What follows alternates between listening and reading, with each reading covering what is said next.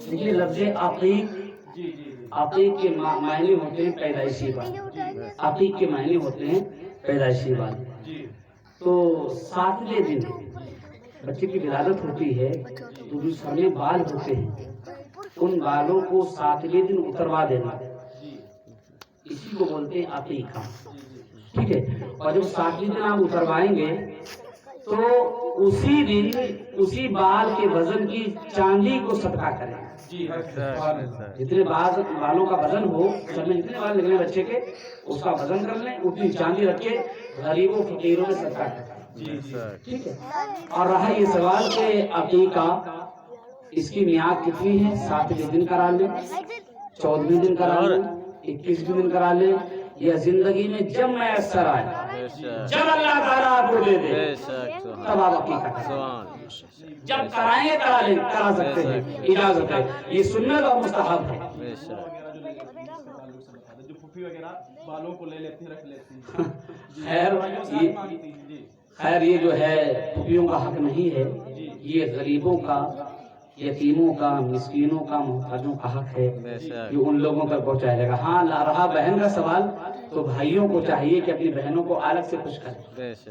भाइयों को चाहिए इस रिवाज को खत्म करने के लिए, बहन बाल मत लो, हम तुम्हें इससे बेहतर और तोहफा देंगे, तो बहनों को तोहफा अलग से दे।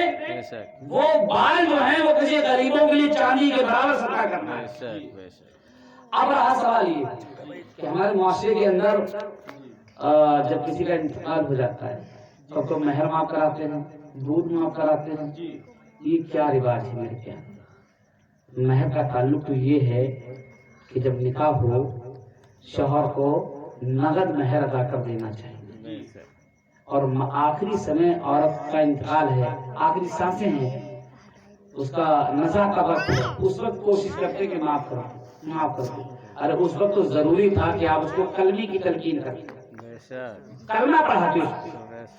हाँ, औरत अगर माफ कर दे तो माफ, ये औरत के लिए है, महर औरत के लिए रखा है। अब उसको उसकी मर्जी है माफ कर दे, अगर मर्जी नहीं तो उसकी मर्जी के बगैर आप उसको हाथ नहीं लगा सकते। रहा दूध, तो दूध से भी नहीं। मेरे प्यारे जो बच्चे बचपन में इंतकाल कर जाते हैं, सुनिए हदीस पाक, अल्लाह के रसूल फरमाते हैं जो बच्चे दुनिया से फौत हो गए या कच्चा हमल जिसकी मुद्दत पूरी ना हो पाई थी, 4 महीने में, 5 महीने में, 3.5 माह में, 3 माह में कच्चा हमल खराब हो गया, तो आका फरमाते हैं मैदान महशर में, उस मैदान में वो बच्चे अपने रब से झगड़ा करेंगे, रब से झगड़ा करेंगे। मौला फरमाएगा क्यों झगड़ते हो, बता क्या चाहिए? तो बच्चे कहेंगे मौला मेरे माँ बाप की मदद करना, मेरे माँ बाप की कोशिश करना, अपने वालिदैन के लिए। वो बच्चे और छोटे बच्चे दुनिया से चले जाते हैं तो दूध बख्शने वाला ये रिवाज बिल्कुल गलत है, इसकी कोई असल नहीं है, बल्कि वो बच्चा माँ बाप के लिए रहमत बनकर गया, मग़फ़िरत का जरिया बनेगा। जो बच्चा नाबालिग की आलम में इंतकाल कर जाए, चाहे वो लड़का हो या लड़की हो, वो माँ बाप दोनों के लिए निजात का जरिया बनेगा। और दूध वगैरह माफ कराने की रस्म रिवाज खत्म करें। और अच्छा, दूध पिलाने की मुद्दत बच्चे को आसान हो जाएगी। हाँ, दूध पिलाने की मुद्दत माँ का हक है जी 2-2.5 साल, इस 2.5 साल से ऊपर एक दिन नहीं बढ़ सकते जी, ये माँ का हक है जी। 2 साल ज्यादा से ज्यादा 2.5 साल, ये हमें अहादीस मुबारका में हुक्म मिलता है।